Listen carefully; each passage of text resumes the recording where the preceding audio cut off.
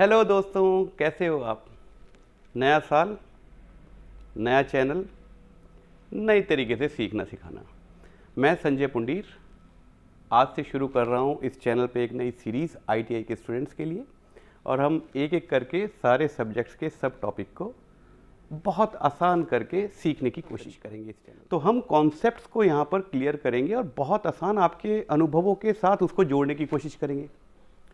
तो और उम्मीद ये करेंगे कि आप इन अनुभवों से अपने लिए कुछ ऐसा काम करें जो समाज के लिए उपयोगी हो और उस उपयोगिता से आपके आजीविका और सम्मान का कोई रास्ता निकलता हो। तो ठीक है, सबसे पहले ये तो रहा इंट्रोडक्शन। सबसे पहले आप लोगों को नववर्ष की शुभकामनाएं। सबसे पहले पहला तो कुछ और हो गया, पर चलो मान लेते हैं हम अब से शुरू कर रहे हैं इस वीडियो को। तो आप लोगों को नववर्ष की बहुत बहुत शुभकामनाएं। आने वाला समय आप लोगों के जीवन में समृद्धि, सम्मान और स्वास्थ्य में वृद्धि वाला हो। शुरू करते हैं आज का टॉपिक। जिस पहले लेक्चर को मैं लेकर आया हूं वो है वर्कशॉप कैलकुलेशन एंड साइंस, कार्यशाला गणना और विज्ञान। उसका प्रथम चैप्टर है जिसको हम कहते हैं यूनिट्स। तो कहते हैं साहब यूनिट्स हैं किसी भौतिक राशि को नापने में जो सहायक होती हैं उनको यूनिट्स, एक आसान भाषा में। क्या हम समझ गए? ठीक है, आज इस कॉन्सेप्ट को थोड़ा आसान भाषा में समझते हैं, जो हमारे अनुभव हैं उनसे जोड़ के समझते हैं। तो चलिए, इसको समझाने के लिए मुझे कुछ चीज़ें आपको बतानी पड़ेंगी, समझानी पड़ेंगी। सबसे पहले तो यूनिट्स, फिर फिजिकल क्वांटिटीज़ क्या होती हैं, भौतिक राशियाँ क्या होती हैं। दूसरा मुझे आपको समझाना है इकाइयाँ, और इसके साथ एक और शब्द हम इस्तेमाल करते हैं मात्रक। मात्रक, इनके बीच में क्या फ़र्क है। इसके अलावा मुझे आपको एक और कॉन्सेप्ट है जिसको बताना है, स्टैंडर्ड्स। सबसे पहले यूनिट्स, इसी को समझ लें। यूनिट, ये यूनिट क्या चीज़ है भाई।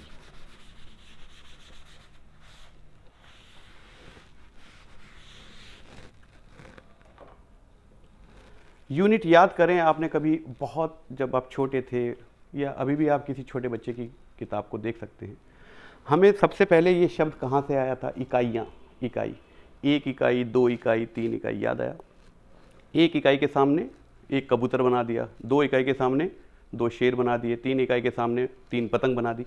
इस तरीके से हमें एक गणना और उसका भाव एक समझ में आया। और वैसे भी अगर आप इंग्लिश की डिक्शनरी में यूनिट वर्ड को ढूंढेंगे, उसका मतलब आप पाएंगे एक। यूनिट मतलब एक। आप शून्य समझते हैं, शून्य मतलब कुछ नहीं। और कोई चीज़ जब अपने आप में संपूर्ण हो जाती है उसको हम एक कह देते हैं। हमारा मन है बस। अब जैसे एक पेड़, एक ग्लास ऑफ वाटर, एक पानी का ग्लास, एक कप चाय, हमने उसको संपूर्ण मान लिया कि ये हमारे लिए एक है। इस जैसे अगर दो होंगे तो हम उसको दो इकाई कहेंगे। इकाई मतलब एक, शून्य जो कुछ नहीं है, एक जो पूरा हो गया। पहले तो इस कॉन्सेप्ट को समझें, इकाई मतलब एक। अब अगर मैं आपसे कहूं एक सेब, मान लेना ये सेब है। ओके, मान लेना ये सेब है। मैं आपको कहूं एक सेब, मेरे पास 6 सेब हैं और मुझे उनको 3 व्यक्तियों में बांटना है, तो मैं 2-2 सेब बांट दूंगा। 2-2 सेब, सेब मेरी इकाई है एक। इस पूरे एक सेब को मैं एक इकाई मान रहा हूं। और ऐसे ऐसे मेरे पास 6 हैं तो मैं 6 लोगों में बांट दूंगा। अब सोचो मेरे पास एक ही सेब था और मैंने उसके 6 फाँक कर दी। फाँक तो समझ रहे हैं आप, पीसीस। और मैं ये मान रहा हूं कि ये मेरे लिए एक इकाई है। मेरी मर्जी, मैं इस प्रणाली में चलना चाह रहा हूं, मेरे लिए ये एक इकाई हो गई। और मैं इसको अब 3 सदस्यों में बांट रहा हूं, तो मैं कह रहा हूं 2 इकाइयां एक को, 2 इकाइयां एक को, 2 इकाइयां एक को, यानी कि 2 फाँक एक को, 2 फाँक एक को। अब मेरी इकाई की प्रणाली क्या हो गई, अब सेब नहीं रही, अब वो हो गई फाँक, पीस। अब यहाँ पर ध्यान देने वाली बात ये है कि मान लीजिए मैं इस पद्धति, इस प्रणाली में चल रहा हूँ, मेरे पास इकाई ये है, इसको मैंने 1 मान लिया, जबकि ये 1 नहीं है, 1 तो सेब था, ये तो उसका एक हिस्सा है, पर मेरी मर्जी मैंने इसको 1 मान लिया।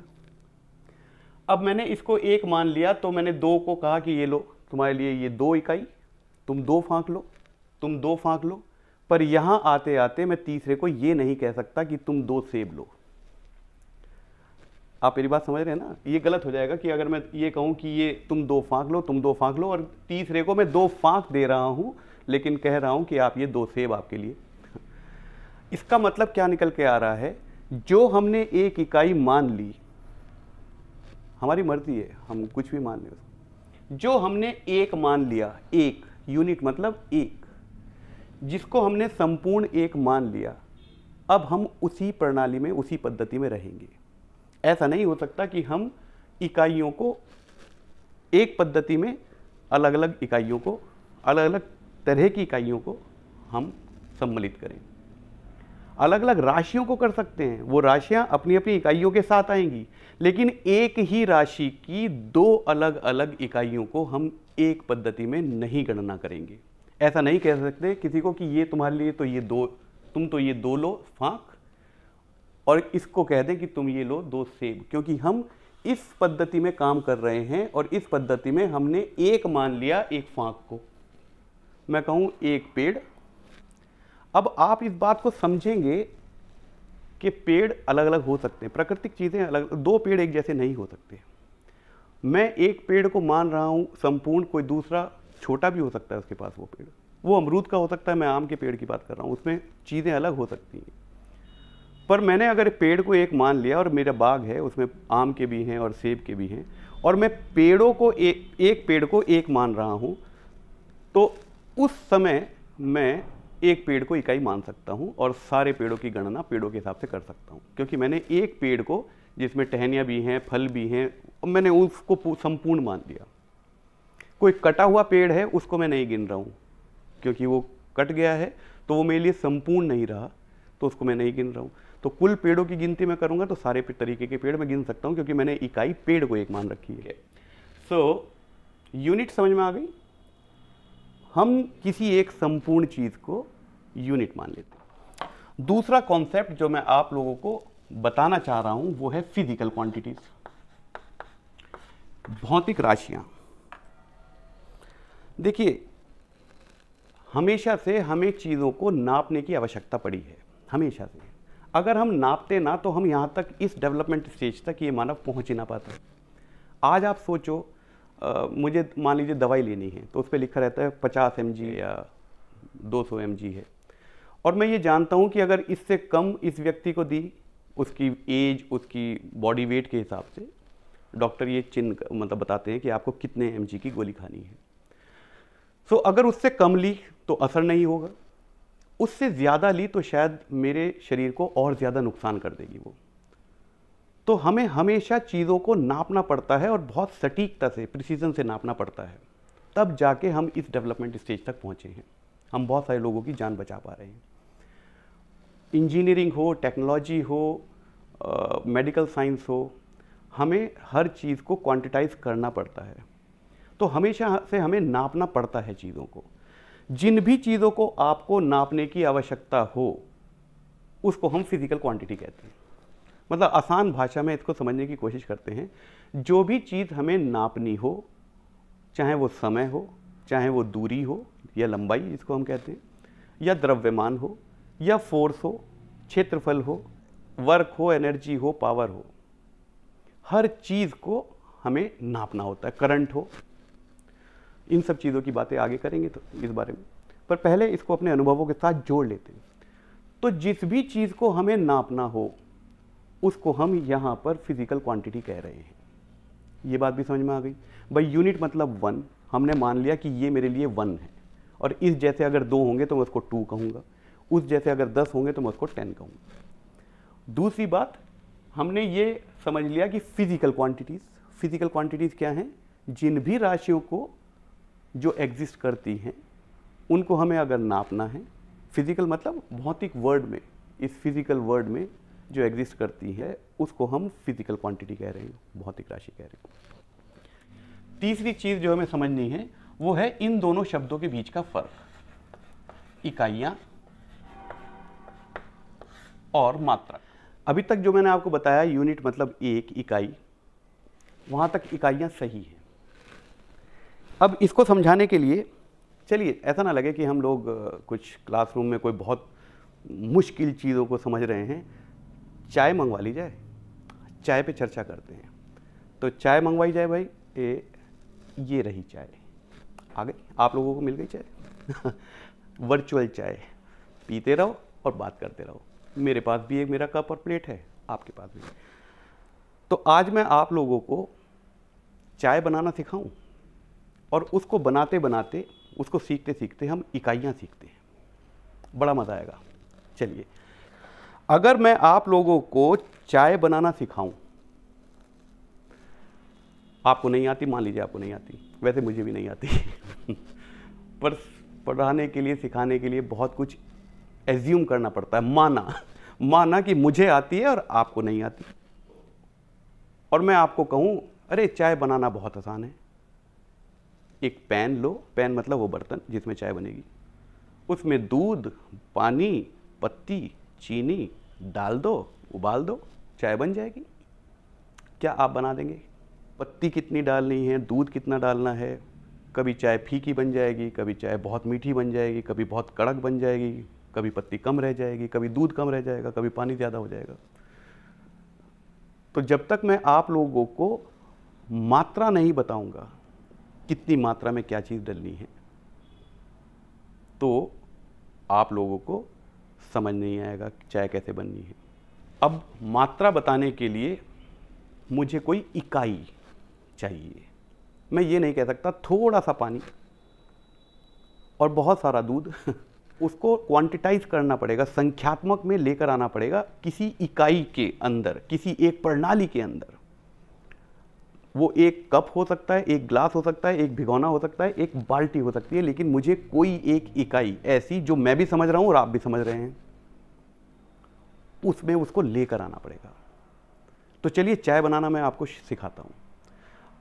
आपको कहता हूं एक बर्तन लीजिए, वो पैन हो सकता है, भिगोना भी हो सकता है, हमारी मर्जी यार, हम चाहें जिसमें बनाएं, मैं सिर्फ आपको सिखाना चाह रहा हूं। एक कप लीजिए, मान लीजिए मेरा कप है, और एक आप चम्मच ले लीजिए, 4 कप दूध लीजिए। इकाई मेरी क्या हो गई?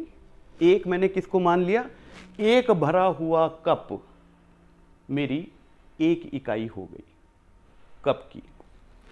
तो अभी मैंने आपको क्या बताया, एक ही राशि में मैं 2 अलग अलग प्रणालियों की इकाइयां नहीं ले सकता।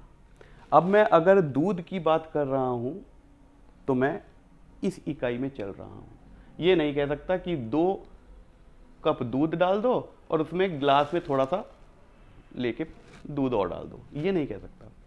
दूध मैं इसी इकाई में लूंगा, तभी आपको वो समझ में आएंगी बातें, वरना फिर चाय गलत बन जाएगी। तो मैंने कहा 2 कप दूध या 4 कप दूध लीजिए, 4 कप दूध, मिल्क,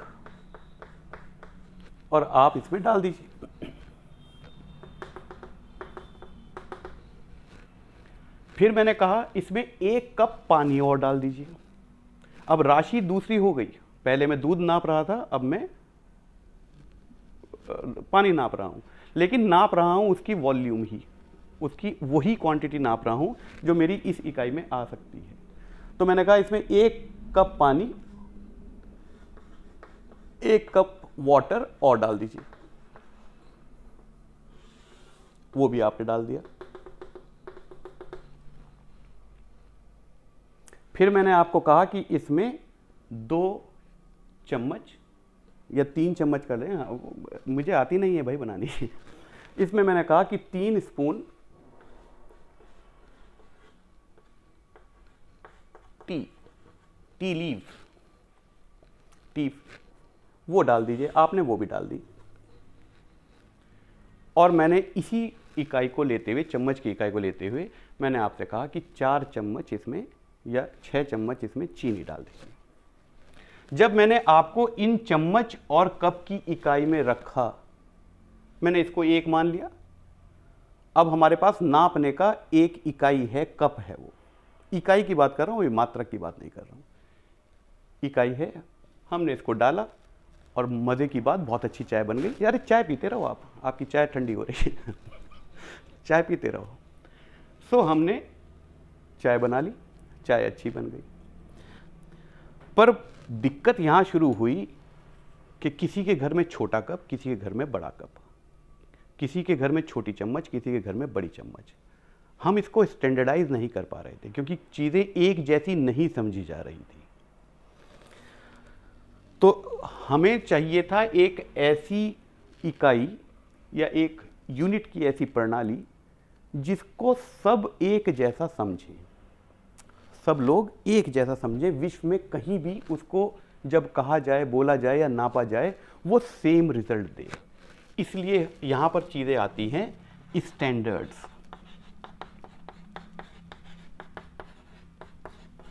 मानक। हम कप को, चम्मच को, बर्तन को हम स्टैंडर्ड नहीं कह सकते। ऐसा नहीं हो सकता कि हर घर में वैसा ही वो चीज़ें मिले, तो चाय फिर गलत बन जाएगी। किसी और ने कुछ और समझ लिया तो चाय गलत बन जाएगी। इसलिए हमें एक ऐसी इकाई की पद्धति चाहिए या कई ऐसी चाहिए जिसको अपना लिया गया हो पूरे विश्व के द्वारा और उसका वही मतलब सबके लिए निकलता हो, चाहे वो अमेरिका में बैठा हो, चाहे वो हमारे देश में बैठा हो, कहीं भी बैठा हो। और जब वो उस इकाई में रहते हुए उन चीज़ों को नापेगा, तोलेगा, वो सेम रिजल्ट आना चाहिए जो मुझे मालूम है, जो उसको भी वही समझ में आ रहा है। इसलिए हमें उसको स्टैंडर्ड करना पड़ा ताकि हमारी जो मात्रा है, जो क्वांटिटी है, वो एक जैसी समझी जाए। तो इसीलिए हम यूनिट्स को मात्रक कहने लगे जब हम उसको स्टैंडर्ड बनाने लगे। अब इसको स्टैंडर्ड कैसे बनाएंगे? मान लीजिए मैं इसको कहने लगूं 100 ml। एक कप को अगर मैं 100 ml कहने लगूं तो कप छोटा बड़ा हो सकता है, लेकिन मिलीलीटर का मान वही रहेगा, तो हम उसको मात्रक कहते हैं। यूनिट को हम मात्रक भी कहते हैं। यहां तक बात समझ में आ गई? अब यहां पर एक और बहुत जरूरी चीज है। मैंने आपको यूनिट समझा दी, इकाइयां समझा दी, मात्रक समझा दिया और स्टैंडर्ड समझा दिए। स्टैंडर्ड्स क्या होते हैं?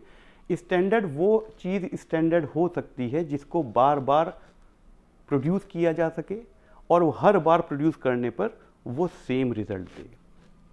ओके, अब एक और कॉन्सेप्ट है, वो है इकाइयां 2 प्रकार की होती हैं। इकाइयों का अगर आप वर्गीकरण करें तो इकाइयां प्राइमरीली 2 प्रकार की होती हैं। एक होती है फंडामेंटल,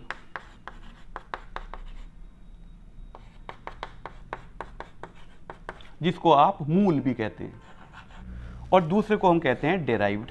फंडामेंटल क्या है कि वो राशि किसी और से नहीं निकल सकती, और डिराइव्ड राशियां वो होती हैं जो फंडामेंटल राशियों से मिलके बन सकती हैं। इसको कैसे समझना है अब उसको समझाते हैं।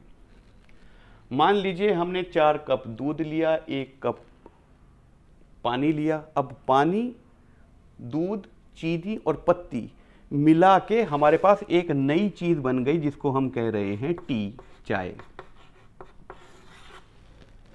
इस चाय को जो बनी हुई चाय है, इसको हम केतली में भी रख सकते हैं। तो केतली इसकी एक यूनिट हुई। पर क्या केतली हमारी फंडामेंटल यूनिट होनी चाहिए? क्योंकि हमें पता है एक केतली में 4 कप चाय आ रही है, तो कप जो है मेरी वही फंडामेंटल यूनिट रहेगी। चाय को मैं कपों में नाप सकता हूं, इसलिए मुझे केतली एक यूनिट तो चाहिए। केतली भर के चाय ले आओ तो मुझे केतली की एक यूनिट तो चाहिए, लेकिन वो यूनिट जो है वो फंडामेंटल यूनिट यानी कि चम्मच और कप से मैं निकाल सकता हूं उसको। कि अगर मैं उसमें 4 कप दूध डालूंगा, 1 कप पानी डालूंगा, 6 चीनी की चम्मच डालूंगा और 4 पत्ती की चम्मच डालूंगा, तो मेरे पास 1 केतली चाय बन जाएगी। तो चाय की यूनिट तो है केतली, लेकिन वो डिराइव्ड यूनिट है। डिराइव्ड यूनिट क्यों? क्योंकि उसको हम फंडामेंटल लाने की आवश्यकता नहीं है, उसको फंडामेंटल कहने की आवश्यकता नहीं है, क्योंकि उस तक पहुंचने के लिए मेरे पास फंडामेंटल यूनिट्स हैं कप और चम्मच। तो आपको फंडामेंटल और डिराइव्ड भी समझ में आ गया। ये है आपकी यूनिट्स। अब आते हैं कुछ प्रणालियां हैं, कुछ पद्धतियां हैं, सिस्टम ऑफ यूनिट्स कहते हैं उसको। वो क्या है उसको समझ लेते हैं। तो हमें चाहिए था मात्रक।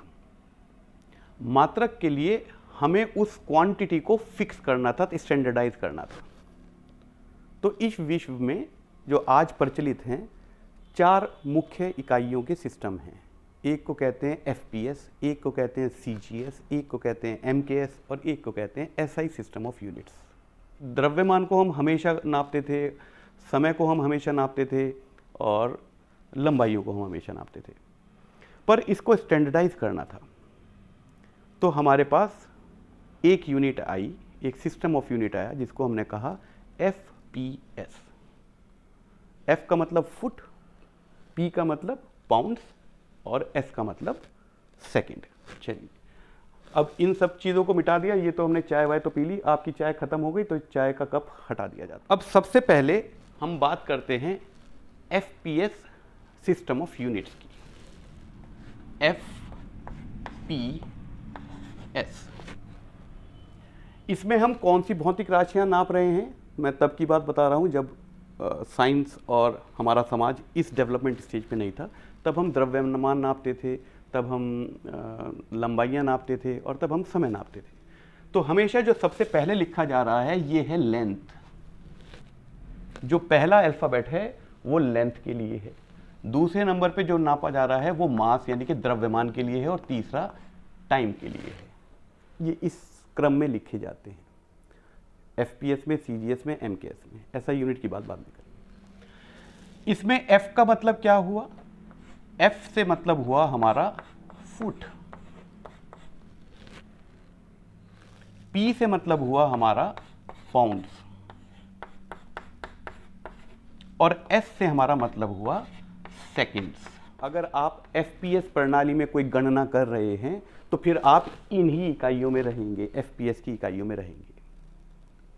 इसमें बाद में और भी आई हैं, डिराइव्ड यूनिट्स बहुत सारी आई हैं, जैसे हॉर्स पावर हुआ, वो इसकी है, यार्ड इसका हुआ। वो कन्वर्जन जब हम देखेंगे तब उसकी बात करेंगे। अभी आप इतना समझ लीजिए कि एफपीएस प्रणाली में एफ का मतलब है फुट, पी का मतलब है पाउंड्स, एस का मतलब है सेकंड।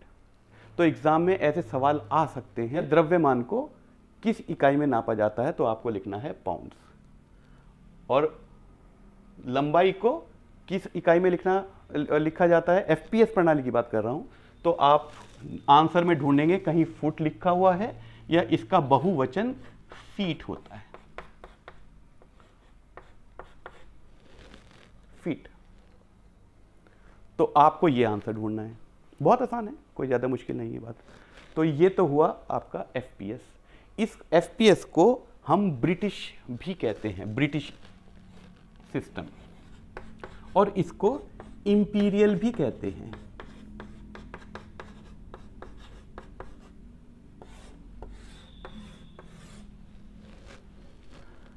ब्रिटिश सिस्टम हो या इंपीरियल सिस्टम हो या एफपीएस सिस्टम हो, आप इसी को समझना यूनिट्स में रहते हुए। तो एफ फुट के लिए है, पी पाउंड्स के लिए है और टी सेकंड्स के लिए है। यहाँ तक बात समझ में आ गई। ये हुआ आपका एफपीएस प्रणाली का सिस्टम। इसके जो भी सवाल आ सकते हैं संभावित, वो मैंने आपको बता दिए। वो पूछ सकते हैं आपको द्रव्यमान किस चीज़ में नापते हैं? आप कहेंगे पाउंड्स में, नीचे पाउंड्स लिखा होगा, उस पर टिक कर दीजिएगा। इसको कैसे लिखते हैं? सिंबल भी आपको मैं यहाँ पे बना देता हूँ सबके सिंबल। इसको एफटी लिखते हैं, इसको एलबी लिखते हैं। याद रखना बच्चों, पाउंड्स को सिंबॉलिकली जब हम रिप्रेजेंट करते हैं तो एलबी लिखते हैं, पी नहीं आता इसमें। एलबी मीन्स पाउंड्स, और सेकंड को एस से डिनोट करते हैं। यहाँ तक बात समझ में आ गई। ये थोड़ा ध्यान रखिएगा, ये सवाल आ सकता है कि पाउंड्स को किस सिंबल से रिप्रेजेंट किया या किस उसके सिंबॉलिक रिप्रेजेंटेशन क्या हो सकती है, उसको कैसे प्रदर्शित किया जाता है। तो नीचे आप आंसर में एल भी ढूंढेंगे। क्लियर। अब बात करते हैं सीजीएस सिस्टम की। ये रहा सीजीएस सिस्टम में इनके जो अल्फ़ाबेट्स हैं, जैसे मैंने आपको बताया था, इसी क्रम में ये लिखा जाता है। सबसे पहले जो अल्फ़ाबेट लिखा है उसको हम लंबाई का यूनिट है वो, दूसरे नंबर पे द्रव्यमान की यूनिट है और तीसरे नंबर पे आपके समय की यूनिट है। तो लंबाई को हम नापेंगे सी का मतलब है सेंटीमीटर। द्रव्यमान को नापेंगे जी का मतलब है ग्राम्स, और टी को हम नापेंगे एस, सेकंड्स। और इनके सिंबल हैं, सेंटीमीटर को सीएम लिखते हैं, ग्राम्स को जीएम लिखते हैं और सेकंड्स को एस लिखते हैं, जैसे हमने पहले भी देखा। यहाँ पर मैं आप लोगों को थोड़ा सेंटीमीटर के बारे में बता दूं। अगर ये स्केल आपको दिखाई दे रहा हो तो ओके, इसमें आप देख पाएंगे ये एक आम स्केल है जो आप लोगों के पास भी होता है। इसमें दो तरीके के स्केल होते हैं, एक ऊपर की तरफ छोटे डिवीजन होते हैं, छोटे खाने बने होते हैं, और नीचे की तरफ बड़े बड़े खाने, बड़े डिवीजन होते हैं। जो नीचे की तरफ वाली पद्धति है वो है आपकी इंच वाली, एक फुट में 12 इंच। और जो ऊपर वाले ये छोटे डिवीजन हैं ये आपकी मैट्रिक प्रणाली की है, जिसमें एक डिवीजन जो है, मान लीजिए यहाँ पर 4 लिखा है और 5 लिखा है, मुझे दिखाई नहीं दे रहा, आपको दिखाई दे रहा हो तो आप देख लीजिएगा।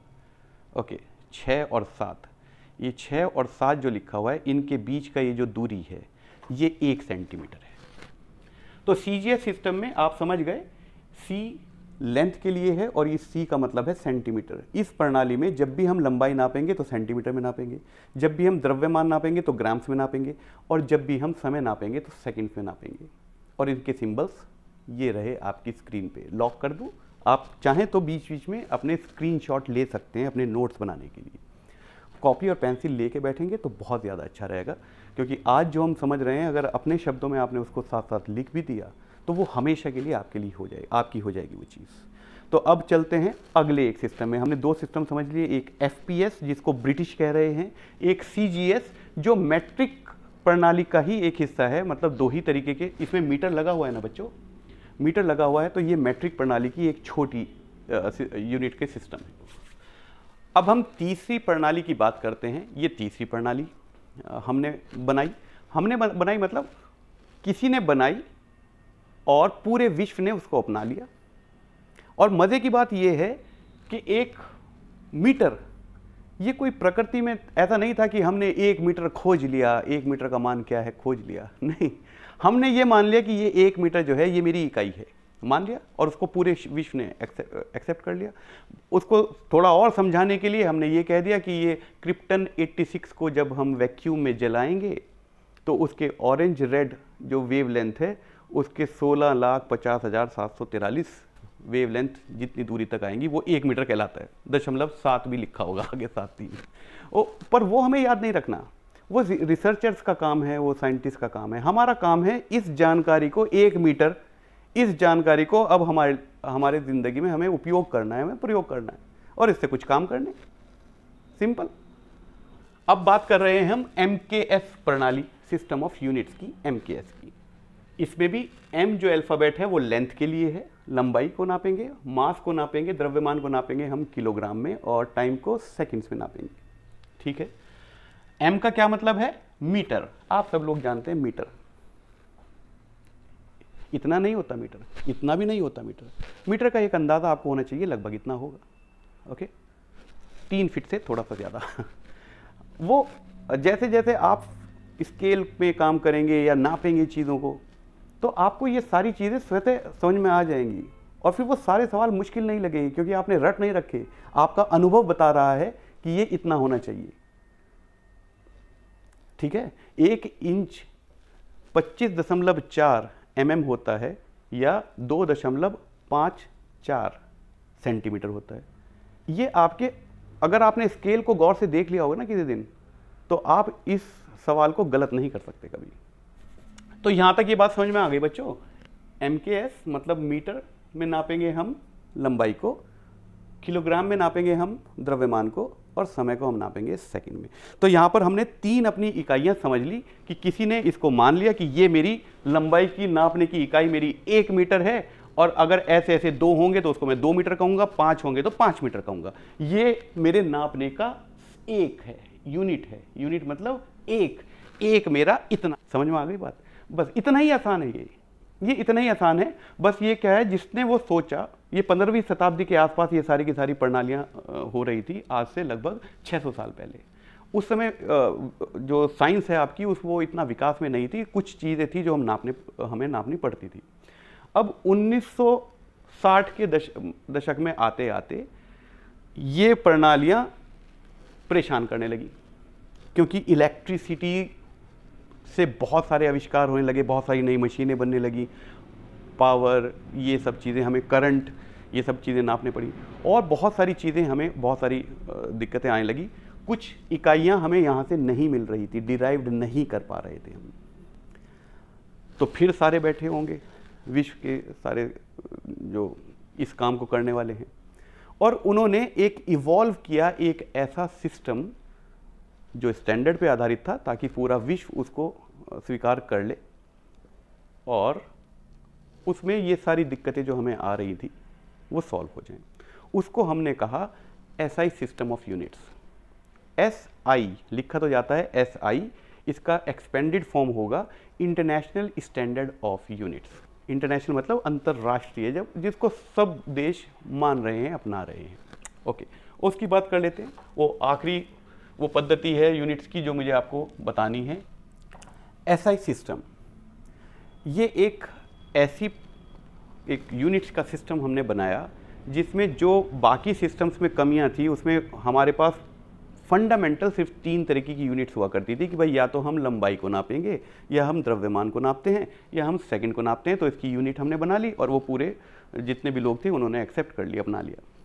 ठीक है, अब बात हुई ये कि साहब करंट को कैसे नापें, तापमान को भी तो नापना पड़ता है, तापमान को कैसे नापें। तो इसके लिए सब ने मिलके एक संपूर्ण एक सिस्टम जिसमें सारी चीज़ समावेश हो जाए, उसको हम कहने लगे SI सिस्टम ऑफ यूनिट्स। उसमें क्या हुआ कि भाई जो 3 MKS प्रणाली की हैं, MKS प्रणाली की जो 3 फंडामेंटल यूनिट हैं, वो हम इस सिस्टम में अपना रहे हैं, इनकॉर्पोरेट कर रहे हैं। तो हमने लंबाई के लिए, अब यहाँ पर मैं लिख रहा हूँ राशि, क्वांटिटी, किसको हम नाप रहे हैं।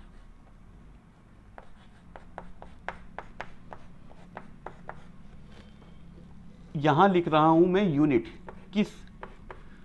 कितनी बड़ी चीज़ को, किस मात्रा को हम एक कह रहे हैं, किस में नापेंगे, यूनिट क्या है, उसको, इस राशि को नापने की यूनिट क्या है SI सिस्टम के अंदर।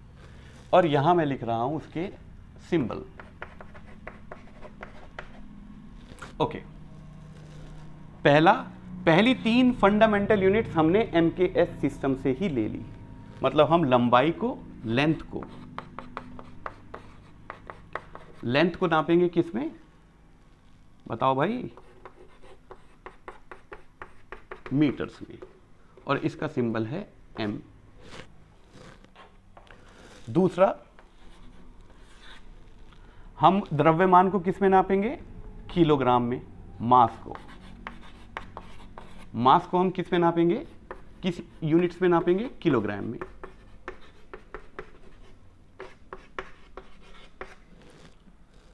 आप लोगों को ये क्यों बताना पड़ रहा है और क्यों याद रखना पड़ रहा है, क्योंकि मैंने बताया ये इंटरनेशनल स्टैंडर्ड्स हैं, सबने अपना लिए, तो हमें भी वही सीखना पड़ेगा जो सबको पता है, ताकि वो कुछ बोलें तो हम समझ जाएं कि हमें क्या। अब आप दुकान पे जाते हैं और आप कहते हैं कि 1 किलो चीनी दे दीजिए, तो उसको भी पता है 1 किलो क्या है, आपको भी पता है 1 किलो क्या है। इसलिए हमें इन सब चीज़ों के नाम, हालांकि ये कोई प्राकृतिक ऐसी चीज़ नहीं थी, वो बस मान लिया गया कि इसको मैं 1 किलो कहूँगा, उसको बार बार रिप्रोड्यूस किया जा सकता है और हर बार वो वही मान देगा, तो इसलिए उसको स्टैंडर्ड, वो स्टैंडर्ड है, तो गलतियाँ नहीं होंगी। ये वजह है आप लोगों को ये सब चीज़ें सिखाने की, ताकि आप वही चीज़ें समझने लगें जो विश्व में कोई भी इंसान समझ रहा है। और इसीलिए मैं लेंथ को, लंबाई यहाँ पर हिंदी में नहीं लिख रहा हूँ। मेरी एक सलाह है बच्चों, जितनी भी टर्म्स हैं आप उनको इंग्लिश में ही याद रखना, इसलिए नहीं क्योंकि कोई भाषा ज़्यादा पावरफुल है या नहीं है, मैं ये कह रहा हूँ कि क्योंकि हमें विश्व में कहीं भी काम करना पड़ सकता है, तो हम वैसी चीज़ों को बोलें जो सबको समझ में आ रही हो। हमें क्या समझ में आ रहा है उससे हमारा भला नहीं होने वाला है, हम जो कह रहे हैं दुनिया को क्या समझ में आ रहा है उससे हमारा भला होने वाला है। कम्युनिकेशन स्किल्स की जब क्लास करेंगे तब इस बारे में चर्चा जरूर करेंगे।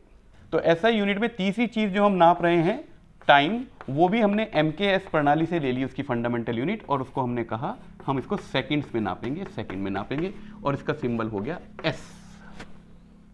ठीक। पर दूसरा मुद्दा ये हुआ कि चलो ये तो हमने मान लिया, लेकिन बहुत सारी और भी चीज़ रह गई हैं भाई, उसको किस में नापें? वो तो यहाँ से नहीं निकल रही। ठीक है, डिराइव्ड यूनिट्स कुछ हैं, आप मेरे से कहें एरिया निकाल दो, तो एरिया में लेंथ को लेंथ से गुणा कर दूंगा क्योंकि उसमें 2 डायमेंशन होती हैं, L स्क्वायर होता है, एक लंबाई एक चौड़ाई, तो मेरा क्षेत्रफल पूरा निकल जाएगा।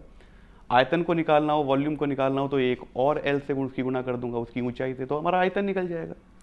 वो तो डिराइव्ड यूनिट्स हुई। लेकिन करंट को किस में नापूं? क्या करंट को मैं लेंथ में नाप सकता हूँ? नहीं। क्या मैं करंट को द्रव्यमान में नाप सकता हूँ? नहीं। क्या मैं उसको सेकंड में नाप सकता हूँ? नहीं। तो वो जब इनसे नहीं निकल रही है तो उसके लिए अलग से एक फंडामेंटल यूनिट इस सिस्टम में इंक्लूड की गई करंट के लिए। तो हमने इसकी इकाई बनाई एम्पियर, जिसका सिंबल है ए। एम्पियर्स में हम करंट को नापेंगे और उसका सिंबल है ए। इसके बाद तापमान। अच्छा, आप लोग जानते हैं तापमान को सेंटीग्रेड में भी नापते हैं, फ़ारेनहाइट में भी नापते हैं। डिग्री सेंटीग्रेड और डिग्री सेल्सियस तो एक ही चीज़ है। पर क्या आपने सोचा ये क्या चीज़ें हैं? मतलब फ़ारेनहाइट कौन सी चीज़ है और सेंटीग्रेड कौन सी चीज़ है? देखिए, 100 डिग्री के तापमान पर पानी उबल जाता है, और 100 डिग्री का तापमान हम बुखार को भी कहते हैं है ना। पर जब 100 डिग्री का तापमान हमें हो रहा होता है, बुखार हो रहा होता है, इसका मतलब ये थोड़े है कि उसके ऊपर हम पानी का भिगोना रख दें तो वो उबलने लगेगा, या पानी डाल दें तो वो भाप बन जाएगा। 100 डिग्री पानी का उबलना डिग्री सेंटीग्रेड में नाप रहे हैं हम, उसको अलग यूनिट की इकाइयों में नाप रहे हैं। और फ़ारेनहाइट वो डॉक्टर लोग इस्तेमाल करते हैं, वो अलग यूनिट है। एक फ़ारेनहाइट 1 डिग्री के बराबर नहीं होता। ठीक है, अगली चीज़ हमारी है टेम्परेचर।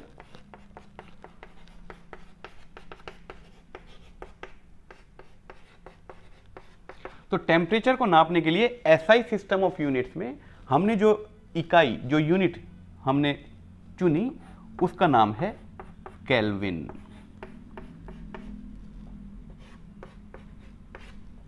तो केल्विन वो तापमान है जो आपको ज़ीरो, एब्सोल्यूट ज़ीरो देता है, इसलिए हमने SI यूनिट में उसको इंक्लूड करा। डिग्री सेंटीग्रेड को नहीं करा होगा और डिग्री फ़ारेनहाइट को नहीं करा। ठीक है। छठा, लाइट इंटेंसिटी।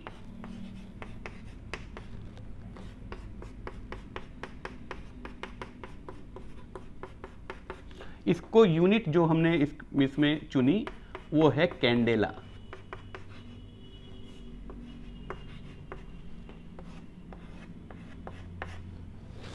लाइट इंटेंसिटी मतलब इसको हिंदी में हम प्रकाश की तीव्रता कहेंगे। वोल्टेज ज़्यादा आ रही है तो वही बल्ब आपको ज़्यादा रोशनी देता है, वोल्टेज कम में वो धीरे धीरे टिमटिमाता है। कभी सूरज बहुत तेज़ चमकता है तो प्रकाश बहुत ज़्यादा होता है, कभी सूरज बादल बादल हो रहे होते हैं तो प्रकाश थोड़ा कम होता है। ये जो प्रकाश की तीव्रता है, इसको कैसे नापें? क्योंकि ये ना तो लेंथ में नाप रही है, ना ये मास में, द्रव्यमान में नाप रही है, ना ये समय में नाप रही है, ना ये तापमान में नाप रही है, और ना ही ये करंट में नाप रही है। इसके लिए एक अलग फंडामेंटल यूनिट होने की इसलिए आवश्यकता है क्योंकि ये बाकी किसी से नहीं निकल रही है, इसलिए इसके लिए एक फंडामेंटल यूनिट आनी पड़ी। उसका नाम दिया हमने कैंडेला। इसको कैसे याद रखेंगे? कैंडल पता है ना, कैंडल मोमबत्ती। मोमबत्ती कैंडल से कैंडेला। आप लाइट इंटेंसिटी, प्रकाश की तीव्रता को कैंडेला उसकी यूनिट है, ऐसे याद रख सकते हैं। इसका सिंबल है CD। कैपिटल सी और छोटा डी। अब सातवीं इकाई जो है वो बड़ी मज़ेदार है, महत्वपूर्ण है, वो है अमाउंट ऑफ सब्सटेंस।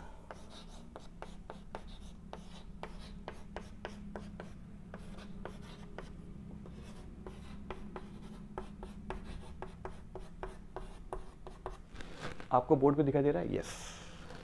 इसको हम नापेंगे, इसकी इकाई हमने मान ली मोल, इसको लिखेंगे MOL, और इसका मान भी मैं यहां लिख देता हूं 6.022 इंटू 10⁻23। ये इसका मान होता है। अब यहां पर कंफ्यूजन रहता है सबको, उस कंफ्यूजन को थोड़ा दूर करने की कोशिश करता हूं। भाई ये क्या है? Amount of substance. Amount of substance मतलब सब्सटेंस की मात्रा। अब जब ये मात्रा है तो फिर ये मास क्या है? और क्या वॉल्यूम में हम इसको नहीं नाप सकते थे? ये क्या चीज है amount of substance? Okay, amount of substance को आप ऐसे समझें, देखिए मैस होता है यानी कि द्रव्यमान होता है किसी वस्तु का द्रव्यमान, मतलब वो कितना द्रव्यमान रखता है। लेकिन उस द्रव्यमान के अंदर उस पदार्थ के कितने कण मौजूद हैं, कितने एटम्स या मॉलिक्यूल्स उसके अंदर हैं, इसका बोध, इसको भी तो नापना है, क्योंकि वो एक नंबर है। वो एक नंबर है, वो किलोग्राम में नहीं नप रहा है, वो नंबर है। और वो नंबर कितना है? वो ये नंबर ये है। फॉर एग्जाम्पल, कार्बन का एटॉमिक मास कितना होता है भाई? कार्बन का एटॉमिक मास होता है 12 एटॉमिक मास यूनिट। और एक एटॉमिक मास यूनिट कितनी होती है? जितना प्रोटॉन का द्रव्यमान होता है वही होती है एटॉमिक मास यूनिट। प्रोटॉन का कह लो या न्यूट्रॉन का कह लो, क्योंकि कार्बन में 6 प्रोटॉन और 6 न्यूट्रॉन हैं, इसलिए उसको 6 + 6 12, दोनों में एक एक एटॉमिक मास यूनिट है, तो दोनों का द्रव्यमान हो गया 12 एटॉमिक मास यूनिट। अब एटॉमिक मास यूनिट को थोड़ा भूल जाओ, ये जो 12 आया आपके पास, 12 ग्राम 12 ग्राम ऑफ कार्बन में कितने कार्बन के एटम हैं? अगर ये कोई हमसे पूछ ले कितने एटम हैं, वो संख्या कितनी है, तो वो हुआ उसका amount of carbon atoms in 12 gram of carbon, तो वो होगा 1 मोल। ये संख्या होगी। 12 ग्राम का आप टुकड़ा लें कार्बन का, उसके अंदर आप ये माने कि इसमें कार्बन के एटम कितने हैं? 6.022 इंटू 10⁻23। ठीक है, मान लीजिए 16 है ऑक्सीजन का एटॉमिक मास, तो 16 ग्राम ऑफ ऑक्सीजन में कितने ऑक्सीजन के एटम होंगे? 1 मोल, 6.022 इंटू 10⁻23। वो इतनी बड़ी संख्या ना लिखने की वजह से, ना लिखना पड़े, तो हम कह देते हैं 1 मोल, इसको हम 1 मोल कह देते हैं। तो 24 ग्राम ऑफ कार्बन में कितने मोल होंगे? 2। 36, मतलब 12 × 36, अगर हमने 36 ग्राम ले लिया, 12 ग्राम में 1 मोल था, तो 36 ग्राम ऑफ कार्बन में कितने मोल होंगे? 3 मोल होंगे। तो ये थी आपकी SI सिस्टम ऑफ यूनिट्स की फंडामेंटल यूनिट्स। इसके साथ रुंगे में 2 सप्लीमेंट्री यूनिट्स और आती हैं, वो रह गई। ठीक है भाई, हमें जब तक कुछ एक्स्ट्रा ना मिले ना, ITI के साथ अगर स्कॉलरशिप ना मिले, ITI के साथ लैपटॉप ना मिले, तो मज़ा नहीं आता। तो इसका भी मज़ा पूरा लो, 2 चीज़ें और पढ़ो। आपको क्या लगता है? ऐसे ही पाल लेंगे हम आप लोगों को? हाँ, पूरी मेहनत करवाएंगे। इसलिए ये चीज़ें अभी बहुत प्यार से, और बहुत आसान है ना। आपको कहाँ मुश्किल लग रही है? आपको मुश्किल लग रही है तो दोबारा देख लेना वीडियो। ये बात याद रखना, ये बहुत अच्छा है। मैं इसको थोड़ा सा मुश्किल बना देता हूँ ताकि आप लोगों को दोबारा देखनी पड़े इस वीडियो को। ओके, ये भी सही एक स्ट्रेटेजी हो सकती है। चलिए, तो मैं आपको 2 सप्लीमेंट्री यूनिट्स और बता रहा हूँ। ये तो हुई आपकी फंडामेंटल, यहाँ मैं लिख देता हूँ 2 सप्लीमेंट्री यूनिट्स।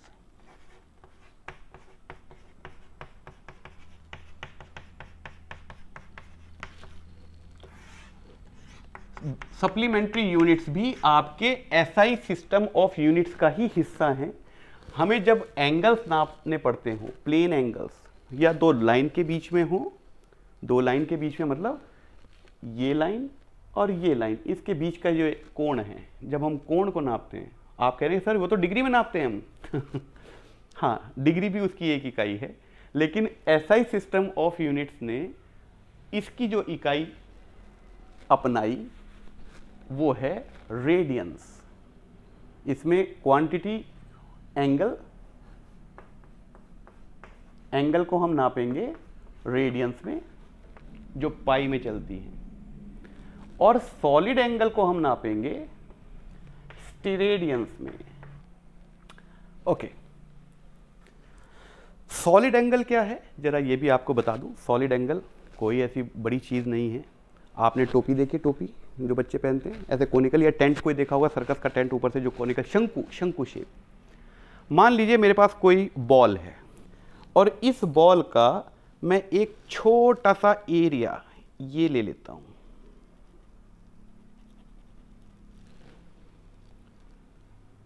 ये एरिया थोड़ा मैंने बड़ा लिया है ताकि आप लोगों को दिखाई दे जाए।